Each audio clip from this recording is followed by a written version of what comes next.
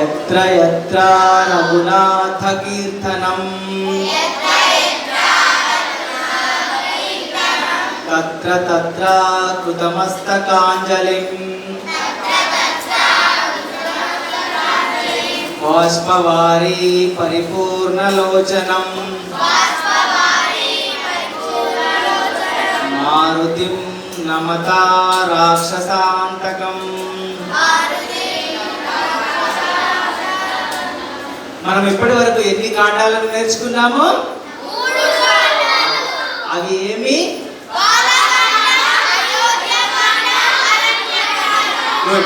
ఇప్పుడు నాలుగవదైన మరొక కాండాన్ని నేర్చుకుందాం. ఏంటది? కిష్కింధ కాండ. అరణ్యకాండలో రామ లక్ష్మణులు శబరిమాత దగ్గర సెలవు తీసుకొని అలా దక్షిణ దిశగా వస్తుండగా మార్గ మధ్యంలో వారికి ఒక అందమైన సరస్సు కనిపిస్తుంది. ఆ సరస్సు పేరు పంపా సరస్సు. ఆ పంపా సరస్సు ఎంతో అందంగా నయన మనోహరంగా ఉండడంతో రామలక్ష్మణులు అక్కడ కొద్దిసేపు సేద తీరుతారు. అక్కడ పక్షుల కిలకిల రావాలతో ఆ పంపా సరస్సు యొక్క అలల సవ్వడులతో వారు మరింత ఉత్తేజులవుతారు. కాసేపు అక్కడ సేద తీరిన తర్వాత వారు దానికి చింతనే ఉన్నటువంటి ఋష్యమూక పర్వతం వైపుగా వెళ్తారు. అలా అక్కడ ఋష్యమూక పర్వతం దగ్గర ఉన్నటువంటి సుగ్రీవుడు హనుమంతుడు రామలక్ష్మణులను చూసి ఎవరో వస్తున్నారని వారెవరో కనుక్కోమని సుగ్రీవుడు హనుమంతునికి చెప్పడంతో హనుమంతుడు ఒక సాధువు రూపం ధరించి వారి దగ్గరికి వెళ్ళి నమస్కరించి, అయ్యా మీరెవరు, ఈ పర్వతం వైపుగా ఎందుకు వస్తున్నారు అని అడగగా రాముడు హనుమ అని సంబోధిస్తాడు.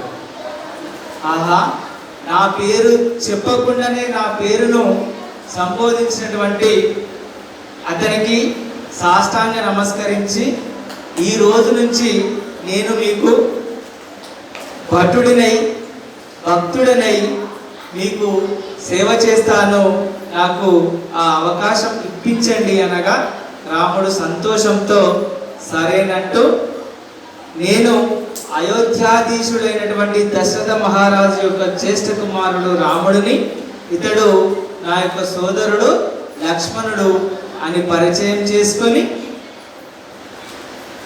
అప్పుడు హనుమంతుడు ఇక్కడ నాతో పాటుగా సుగ్రీవుడు కూడా ఉంటున్నాడని చెప్పి వారిని సుగ్రీవుని దగ్గరికి తీసుకెళ్ళి వారిని పరిచయం చేస్తారు. ఇలా రాముడు సుగ్రీవుడు కొద్దిసేపు మాట్లాడుకున్న తర్వాత వారికి ఒక విషయం అర్థమవుతుంది. ఏంటంటే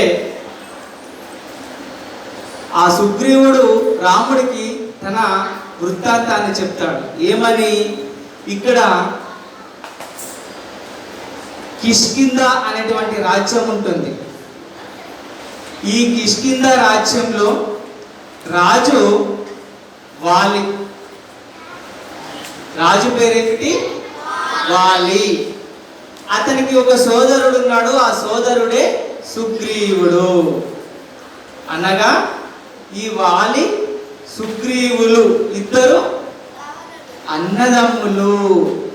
ఈ వాలి భార్య పేరు తార. వాలి భార్య పేరు ఏమిటి?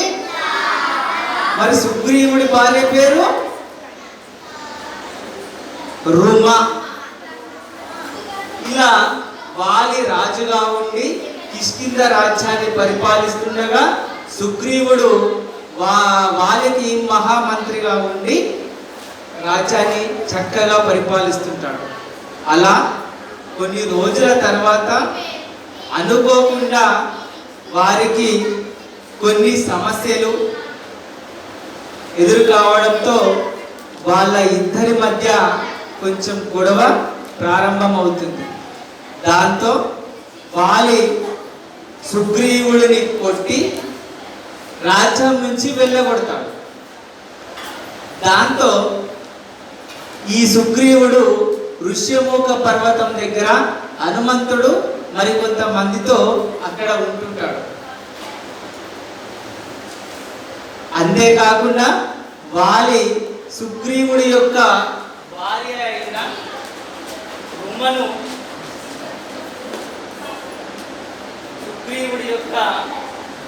అయిన రుమను లోబర్చుకొని తన వద్దే ఉంచేసుకుంటాడు.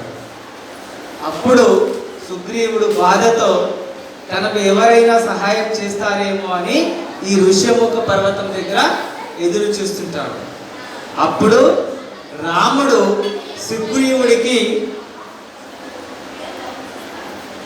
సుగ్రీవుడికి ఒక హామీ ఇస్తాడు. ఓ సుగ్రీవా, నువ్వు బాధపడకు, నేను మీ అన్నను వధించి నీ భార్యను నీకు అప్పగించి ఈ కిష్కింధ రాజ్యానికి నిన్ను రాజును చేస్తాను అని చెప్తాడు. అంతేకాదు, మనిద్దరం ఒకే రకమైనటువంటి బాధను అనుభవిస్తున్నాం. నీవు రాజ్యానికి దూరమైనావు, నేను రాజ్యానికి దూరమైనాను. నీవు నీ భార్య అయిన రుమకు దూరమైనావు, నేను నా భార్య అయిన సీతకు దూరమైనాము. ఇద్దరం ఒకే రకమైన బాధలో ఉండడం వల్ల మనమిద్దరం ఒకరికొకరం సహాయం చేసుకుందాం. నేను నీకు వాలిని వధించడానికి సహాయం ఇస్తే నీవు సీతను వెతకడానికి అన్వేషించడానికి నీ సహాయాన్ని ఇవ్వాలి అని చెప్పగా ఇద్దరు అంగీకారమై మరుసటి రోజే రాముడు సుగ్రీవుడిని వాలి వద్దకు యుద్ధానికి రమ్మని వాళ్ళిద్దరు కలిసి ద్వంద్వ యుద్ధం చేయమని చెప్పడంతో సుగ్రీవుడు వాలి దగ్గరికి వెళ్ళి, ఓ వాలి, నీకు చేతనైతే ఈరోజు నాతో యుద్ధం చేయి,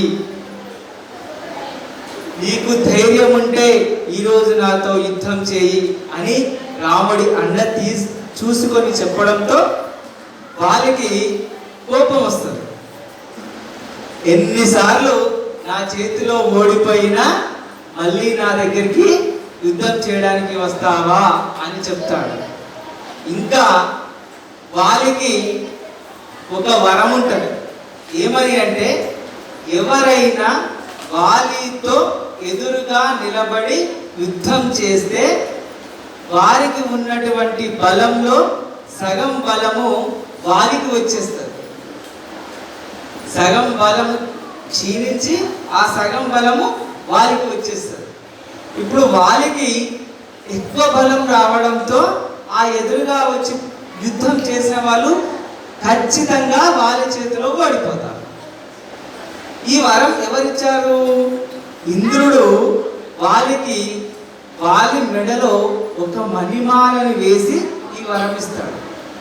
ఆ మణిమాల వల్ల అతని ఎదురుగా నిలబడి ఎవరు యుద్ధం చేసినా వారు బలం సగం వీరికి వచ్చేస్తారు.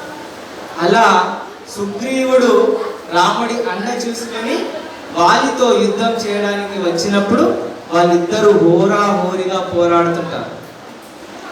ఆ పోరాటంలో ప్రారంభంలో సుగ్రీవుడే బలంగా కనిపిస్తాడు. కానీ సమయం గడిచే కొద్దీ సుగ్రీవుడి యొక్క బలం నెమ్మదిగా వాలికి వస్తుంటది. అలా సుగ్రీవుడి సగం బలం వాలికి రాగానే వాలికి బలం పెరిగి సుగ్రీవుని ఓడించే క్రమంలో, సుగ్రీవుడు ఓడిపోయే క్రమంలో ఎలాగో అలాగా తప్పించుకొని రాముడి దగ్గరికి వస్తాడు.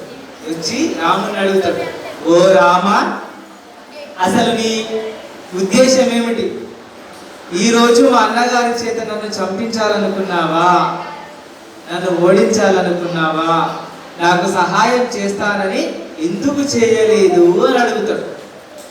అప్పుడు రాముడు అంటాడు కదా, ఓ సుగ్రీవా, నీవు మీ అన్న వాలి ఇద్దరూ చూడడానికి ఒకే రకంగా ఉన్నారు, కవల పిల్లల వలె.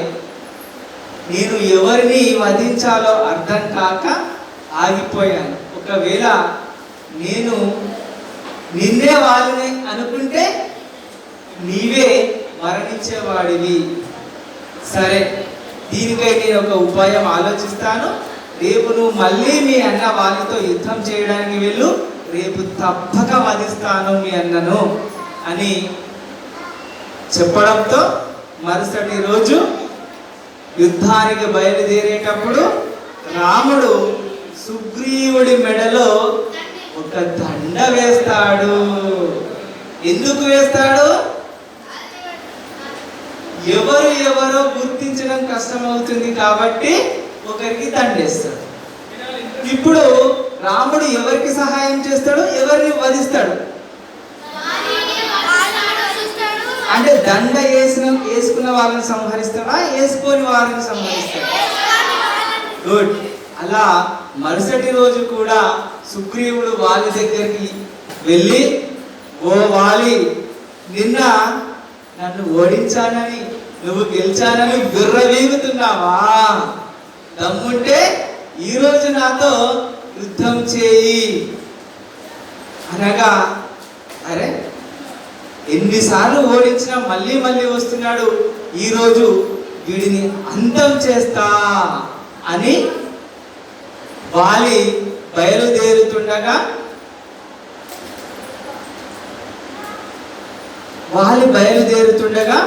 వాలి యొక్క భార్య తార వాలిని అడ్డుకుంటది. ఎందుకు? ఓ నాథా, నిన్ననే నీతో చావు దెబ్బలు తిన్న సుగ్రీవుడు ఈరోజు మళ్ళీ నీతో యుద్ధానికి సన్నద్ధమై వచ్చాడంటే ఇందులో ఏదో మాయ ఉంది, ఏదో కిటుకు ఉంది. మీరు ఈరోజు యుద్ధానికి వెళ్ళకండి అంటే, వర ప్రభావం చేత అహంకారుడైనటువంటి వాలి, ఓ తార, నన్ను ఓడించేవారు, నన్ను పడగొట్టేవారు ఈ భూ ప్రపంచం మీదనే లేరు అని చెప్పి ఆమె మాటను పెడచెవిన పెట్టి సుగ్రీవుడితో యుద్ధానికి వస్తాడు. ఆ రోజు కూడా యుద్ధం హోరాహోరీగా జరుగుతుంటది. రాముడు సమయం కోసం ఎదురు చూస్తుంటాడు. అలా వాలికి బలం ఎక్కువై సుగ్రీవుడి బలం తక్కువ కావడంతో సుగ్రీవుణ్ణి వాలి వెనుకకు ఇలా వంచి తన పైన సుగ్రీవుడు వాలి ఉండడంతో రాముడు ఒక చెట్టు చాటున నిలబడి బాణాన్ని గురిపెట్టి ఒకే ఒక బాణంతో వాలి పైకి వదలడంతో ఆ బాణం వాలి యొక్క వక్షస్థలాన గుచ్చుకోవడంతో వాలి నేల కూలుతాడు. అప్పుడు వాలి నేల కూలగానే రాముడు వాలి దగ్గరికి వచ్చి వాలిని చూడగా, ఓ రామా, ఇంతటి అధర్మమైనటువంటి పనిని చేసింది నీవా? జగదేక వీరుడైనటువంటి నీవు చాటుగా ఉండి నాతో యుద్ధం చేయకుండా నాపై బాణాన్ని ప్రయోగిస్తావా అనగా, అప్పుడు రాముడు చెప్తాడు ఏమనంటే, ఓ వాలి, ఇంద్రుడి వర ప్రభావం చేత, మణిమాల వర ప్రభావం చేత నీవు అహంకారంతో నన్నెవరూ ఓడించలేరు అనేటువంటి ధైర్యంతో నీవు అధర్మంగా నీ యొక్క తమ్ముడిని సుగ్రీవుడిని రాజ్యం నుంచి వెళ్ళగొట్టలేదా? అతడి భార్య అయినటువంటి రుమను నీవు చేపట్టలేదా? ఇది అధర్మం కాదా అనగా అప్పుడు వాలి చింతిస్తాడు, అవును కదా, నేను అధర్మంగా ప్రవర్తించాను కదా అని. అంతేకాదు, ఓ వాలి, నీవు నరుడవు కాదు. ఏమంటున్నాడు రాముడు? ఓ వాలి, నీవు నరుడవు కాదు, వానరుడవు. వానరుడు అంటే ఎవరు? మరి వానరుడు అంటే ఎవరు? తోక కలిగిన వారు వానరుడు. అంటే వానర జాతి అంటే కోతులు, చింపాంజీలు, ఇలాంటి కొన్ని ఎలుగుబంట్లు ఇవన్నీ వానర జాతి కిందకి వస్తాయి. నీవు వానరుడు కావున జంతు జాతికి చెందిన వాడవుతావు. కావున మా యొక్క క్షత్రియులకు, రాజులకు జంతువులను చాటుగా వేటాడడం ధర్మబద్ధమే. ఆ ధర్మబద్ధంగానే నేను నిన్ను వధించాను. అయినా వాలి, నీకు మరొక అవకాశం ఇస్తున్నాను. ఏంటది? నీకు ఇంకా బతకాలని ఉంటే నేను నెమ్మదిగా నీ వక్షస్థలంలో గుచ్చుకున్నటువంటి బాణాన్ని నెమ్మదిగా ఉపసంహరించుకుంటాను, అందులో శక్తిని వెనక్కి తీసుకుంటాను, నీవు మళ్ళీ రాజ్యాన్ని పరిపాలించవచ్చు అనగా అప్పుడు వాలి చెప్తాడు, ఓ రామ, నాకు నీలాంటి ఉత్తముడి చేతిలో చనిపోవడం చాలా సంతోషకరం. నేను ఇక ఈ జీవితాన్ని చాలించాలనుకుంటున్నా. దయచేసి నాకు అవస్థను కలిగించకుండా వీలైనంత తొందరగా నన్ను స్వర్గానికి పంపించవా అనగా రాముడు అతన్ని స్వర్గలోక ప్రాప్తిని కలిగించి సుగ్రీవుడిని కిష్కింధ రాజ్యానికి రాజుని చేస్తాడు. ఎవరిని రాజుని చేస్తాడు? సుగ్రీవుడిని కిష్కింధ రాజ్యానికి రాజుని చేసి వాలి యొక్క కుమారుడైనటువంటి అంగదుడిని మంత్రిని చేస్తాడు. అదేవిధంగా వాలి యొక్క భార్య సుగ్రీవుని వదిన అయినటువంటి తారను ఆ రాజ్యానికి సహాయకురాలిగా, సలహాదారురాలుగా నియమిస్తాడు. ఈ విధంగా సుగ్రీవుడు రాజ్యపాలన చేపట్టిన తర్వాత రామ లక్ష్మణులు తిరిగి ఋష్యమూక పర్వతం దగ్గరికి వెళ్ళి ఉండడంతో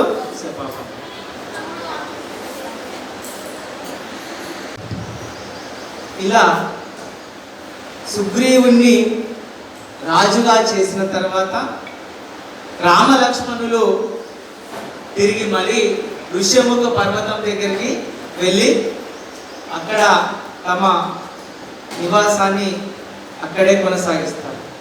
ఇలా అంతలోనే వర్షాకాలం రావడంతో వర్షాల వల్ల సీతను వెతకడానికి అడవుల్లో తిరగడం ఇబ్బంది అవుతుంది కాబట్టి వర్షాకాలం సెలవు తీసుకుందామని అక్కడే ఉండిపోతారు. ఇలా 1, 2, 3, 4 నెలలు గడిచిపోతాయి. వర్షాకాలం వెళ్ళిపోతుంది, చలికాలం వస్తుంది. అప్పటికీ కూడా సుగ్రీవుడు సీతను అన్వేషించడానికి ఎలాంటి ఏర్పాట్లు చేయడు. ఇలా ఎన్ని రోజులైనా సీతాన్వేషణకు సుగ్రీవుడు ఏర్పాట్లు చేయకపోవడంతో లక్ష్మణుడికి కోపం వస్తుంది. లక్ష్మణుడికి కోపం రావడంతో సుగ్రీవుడి దగ్గరికి వెళ్ళి, ఓ సుగ్రీవ, ఏమనుకుంటున్నావు నీవు? ఆనాడు రాముడు నీకు సహాయం చేస్తే సీతాన్వేషణకై నీ సహాయాన్ని ఇస్తానని చెప్పి మర్చిపోయావా?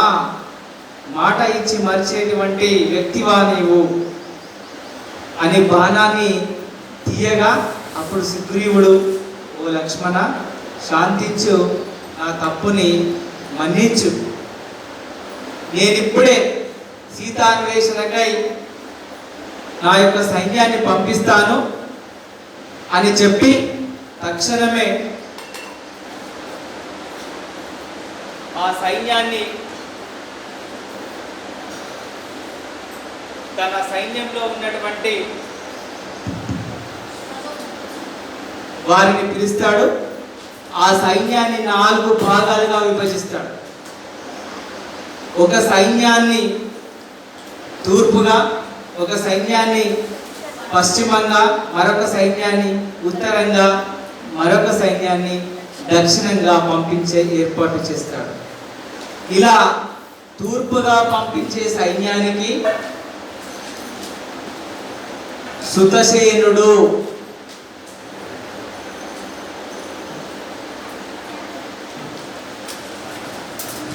పశ్చిమంగా పంపించే సైన్యానికి వింధ్యుడు, ఉత్తరంగా పంపించే సైన్యానికి శతబలి, చివరగా దక్షిణంగా పంపించే సైన్యానికి అంగదుడిని.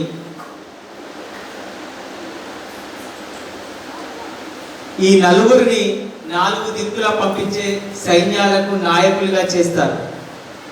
చేసి ఏమని చెప్తాడు సుగ్రీవుడు, మీరు మీ యొక్క వైపులకు మీ సైన్యాన్ని తీసుకొని భూమి చివరి వరకు వెతకాలి. తూర్పుగా వెళ్ళినటువంటి వ్యక్తి తూర్పు దిశగా, ఉత్తరంగా వెళ్ళినటువంటి వ్యక్తి ఉత్తర దిశగా, పశ్చిమంగా వెళ్ళినటువంటి శతబలి తన సైన్యాన్ని తీసుకొని పశ్చిమం దిశగా, దక్షిణంగా వెళ్తున్నటువంటి అంగదుడు దక్షిణ దిశగా తన సైన్యాన్ని తీసుకొని భూమి చివరి వరకు వెతకాలి అని ఆజ్ఞాపిస్తాడు. అలా వారికి కేవలం 1 నెల రోజులు మాత్రమే సమయం ఇస్తాడు. 1 నెల రోజుల లోపల మీరు సీత జాడను తీసుకొని రావాలి అని. అప్పుడు వారు వారి సైన్యాలతో వారి వారి దిశలతో వెళ్ళగా దక్షిణంగా అంగదుడిని ఎందుకు నియమిస్తాడంటే వీళ్ళందరిలోకెల్లా అత్యంత బలవంతుడు అంగదుడే. అంతేకాదు ఈ అంగదుడికి తోడుగా హనుమంతుడిని, జాంబవంతుడిని,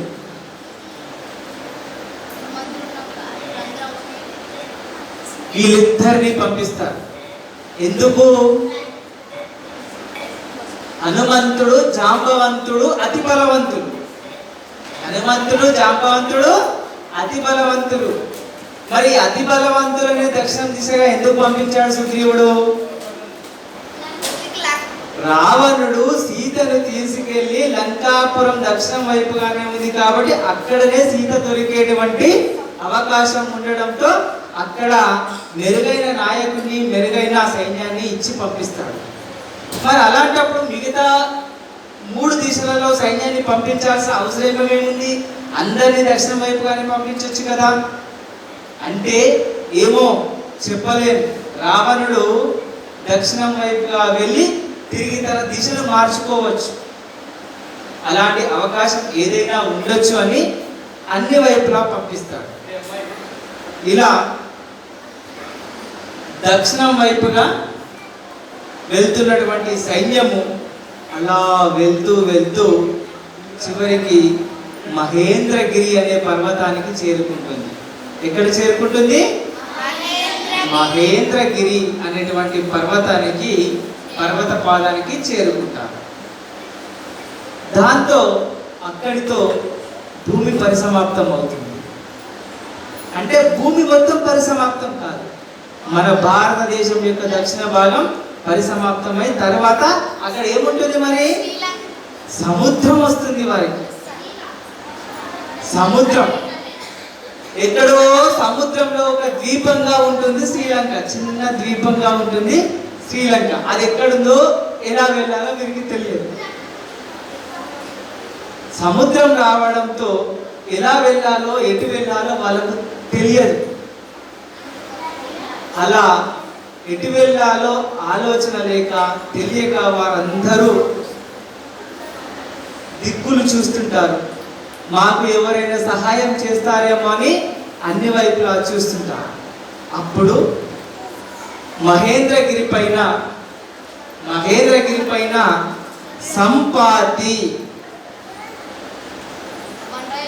సంపాతి అనే పక్షిరాజు ఉంటుంది. ఇంతకు ముందుకు మనం ఒకసారి ఒక పక్షిరాజు గురించి తెలుసుకున్నాం. ఎవరు?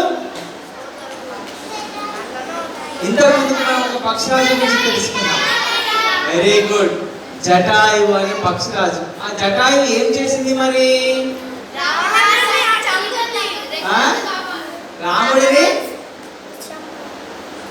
రాముడికి సహాయం చేసింది. ఎలా?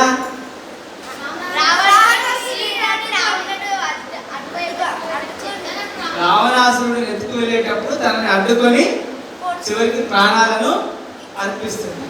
ఆ జటాయువు యొక్క సోదరుడే సంపాతి. జటాయువు సంపాతి వీళ్ళిద్దరూ సోదరు. ఇలా సంపాతి వాళ్ళ దిక్కుగా పదే పదే చూస్తుంటది. వాళ్ళు సంపాతిని చూస్తుంటారు.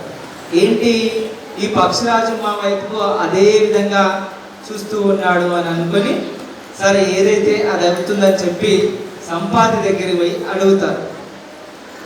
వెళ్ళి వీళ్ళ పరిచయం చేసుకుంటారు. మేము సుగ్రీవుని యొక్క సైన్యం, మేము సీతామాత అన్వేషణకై బయలుదేరాం. కానీ ఇక్కడికి వచ్చేసరికి సముద్రం మాకు అడ్డుగా నిలిచింది.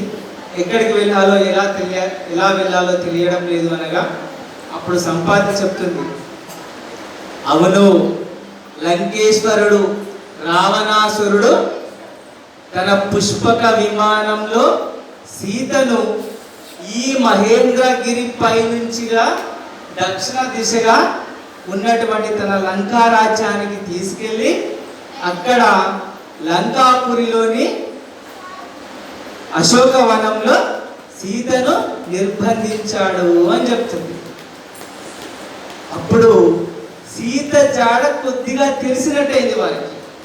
దాంతో సంపాతికి కృతజ్ఞతలు తెలిపి మరి ఒకసారి సీత ఎలా ఉందో ఎక్కడ ఉందో నువ్వు చూసిరావా అని అడుగుతారు. అమ్మో, ఒకప్పుడు నేను చాలా దూరం ఎగిరేదాన్ని, కానీ ఇప్పుడు ముసలిదాన్ని కావడం వల్ల అంత దూరం నేను వెళ్ళలేను, మీరే ఎవరైనా ఎలాగైనా వెళ్ళండి అని చెప్తుంది. దాంతో అప్పుడు అంగదుడు ఏం చేస్తాడంటే, అందరికన్నా బలవంతుడైనటువంటి జాంబవంతుని పిలిచి, జాంబవంత, నీవే మాకు దిక్కు, ఎలాగైనా నీవే 100 యోజనాల దూరంలో ఉన్నటువంటి ఎక్కడికి దూరంలో ఉన్నటువంటి లంకకు వెళ్ళి సీత జాడ తెలుసుకొని రమ్మని చెప్పగా జాంబవంతుడు అని చెప్తాడు. నిజంగా 100 యోజనాల ప్రయాణం అనేది నాకు చాలా చిన్నది. నేను ఒకప్పుడు 1000 యోజనాల దూరం కూడా ఎగరగలిగాను. 1000 యోజనాల దూరం కూడా లంఘించగలిగాను. లంఘించడం అనగా దుంకడం, జంపింగ్ చేయడం. అంత దూరం నేను లంఘించగలిగాను. పాల సముద్రాన్ని చిలికేటప్పుడు, క్షీరసాగర మదనం జరిగేటప్పుడు ఆ సముద్రం చుట్టూ కొన్ని ప్రదర్శనలు చేశాను. వామనుడు విష్ణుమూర్తి వామనావతారం ఎత్తి బలిచక్రవర్తిని పాతాళ లోకంలోకి పంపేటప్పుడు ఆ విష్ణుమూర్తి వామనుడి చుట్టూ కూడా, ఆ భూమి చుట్టూ కూడా కొన్ని ప్రదక్షిణలు చేశారు. కానీ ఇప్పుడు నాకు వయసు మళ్ళింది, ముసలివాణ్ణి అయ్యాను, నాకు అంత శక్తి లేదు, 100 యోజనాల దూరము నేను లంఘించలేను. కావున వయసులో ఉన్న మీలో ఎవరైనా అక్కడికి వెళ్ళండి అని చెప్పడంతో అందరూ నిరుత్సాహపడతారు. అప్పుడు అందరిలోకెల్లా మరొక బలవంతుడు అంగదుని నువ్వు వెళ్ళమని చెప్పగా అంగదుడు ఏమంటాడు, నేను 100 యోజనాల దూరం వెళ్ళలేకపోవచ్చు, చివరికి 80 యోజనాల దూరం వరకు వెళ్ళొచ్చు. అంత దూరం వెళ్ళినా సీత జాడను కనుగొన్నా నేను తిరిగి మళ్ళీ ఇక్కడికి రాలేకపోవచ్చు. అంటే అప్పటికి నా శక్తి కోల్పోతాను. కావున మీరే ఇంకా ఎవరైనా వెళ్ళొచ్చు అనగా అప్పుడు జాంబవంతుడు అంటాడు, అవును, అంగదుడు మన సైన్యానికి నాయకుడు వెళ్తే మనము నాయకుడు లేని సైన్యం అవుతాము, కాబట్టి అంగదుడు ఇక్కడే ఉండాలి, ఇంకా ఎవరైనా వెళ్ళాలి అనగా ఎవరు ముందుకు రారు. ఎలా చేయాలో ఎలా వెళ్ళాలో అని ఆలోచిస్తున్నటువంటి, సైలెంట్గా ఒక చోట కూర్చుండి ఆలోచిస్తున్నటువంటి హనుమంతుని చూసి వీళ్ళకి ఆలోచన వస్తుంది. ఓ హనుమంత, మేమెవ్వరం వెళ్ళలేకపోతున్నాము, కనీసం నువ్వైనా లంకకు వెళ్ళగలవా అంటే, నేను మీ అందరికన్నా చిన్నవాడిని, నేను ఎలా వెళ్ళగలుగుతాను అని అంటాడు. అయితే హనుమంతుడికి చాలా బలం ఉంటుంది,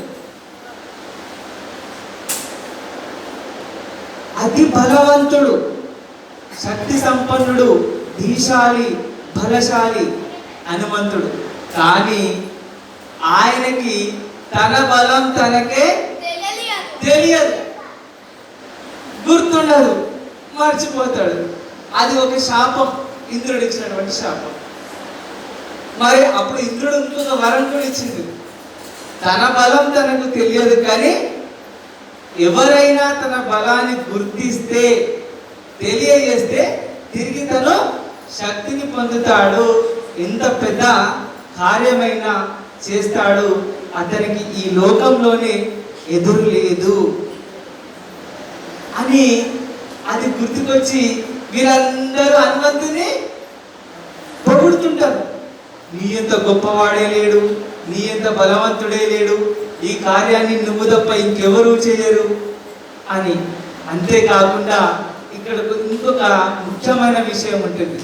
ఏమనంటే, అంగదుడు తన సైన్యంతో హనుమంతుడు జాంబవంతులతో కలిసి దక్షిణం దిశగా సీతాన్వేషణకై వెళ్ళేటప్పుడు శ్రీరాముడు ఏం చేస్తాడు అంటే, హనుమంతుని దగ్గరికి వచ్చి, ఓ హనుమంత, సీతను అన్వేషించగల శక్తి నీకొక్కడికే ఉందని నాకు అనిపిస్తుంది, కేవలం సీతను నువ్వు మాత్రమే తెలుసుకోగలవని అనిపిస్తుంది అని చెప్తూ తన వేలికి ఉన్నటువంటి అంగుళీకమును, ఏమిటి అంగుళీకమును,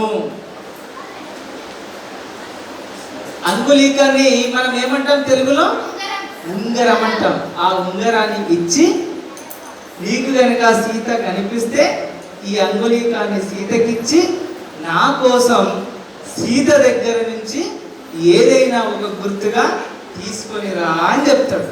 అంటే రాముడు కూడా హనుమంతుని నమ్ముతాడు. ఆ విషయాన్ని వీరు గుర్తు చేస్తారు హనుమంతునికి. నీవే శక్తి సంపన్నుడివి కాకపోతే సాక్షాత్ శ్రీరామచంద్రుడే తన అంగుళీకాన్ని నీకే ఎందుకు ఇచ్చాడు అంటే నీవు మాత్రమే సాధించగలవని తన నమ్మకం అని ఇంకా పొగడడంతో అతను ఉబ్బిపోతాడు. నా అంత బలవంతుడు ఎవరు లేరని. సరే, నేను వెళ్తాను, నేను సాధించుకొస్తాను. మరి ఇప్పుడు అంత దూరం దుంకాలంటే ఏం చేయాలి? తన శరీరాన్ని పెద్దగా చేసుకోవాలి. ఆంజనేయుడికి ఇంకొక వరం కూడా ఉంటుంది. అతను కోరుకున్న రూపాన్ని ధరిస్తాడు. సూక్ష్మ రూపధరి, వికట రూపధరి. చిన్న రూపాన్ని ధరిస్తాడు, పెద్ద రూపాన్ని ధరిస్తాడు. అలా భారీ రూపాన్ని, పెద్ద రూపాన్ని ధరించి లంఘించాలనుకుంటాడు, అంటే దుంకాలనుకుంటాడు. కానీ కేవలం ఈ భూమి మీదుగా దూకితే ఎక్కువ దూరం దూకలేకపోవచ్చు. మనకి ఏదైనా బేస్ బాగా ఉండాలి.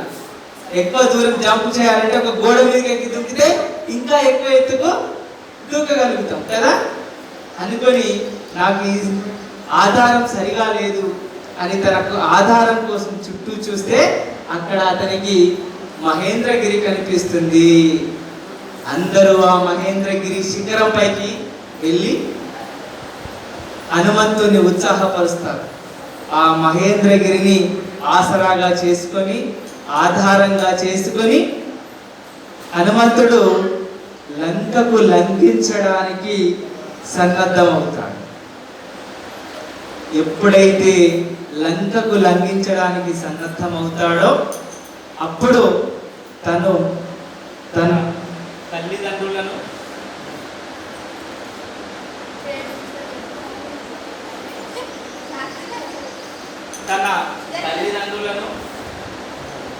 గురువులను శ్రీరామచంద్రుణ్ణి తన మనసులో తలుసుకొని ప్రార్థించి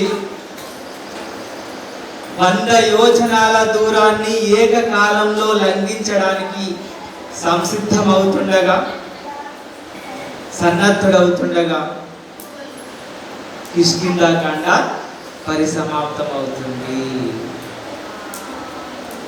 మరొక రోజు మరొక కాండలో హనుమంతుడు ఎలా లంకకు వెళ్ళాడో తెలుసుకుందాం. ఓ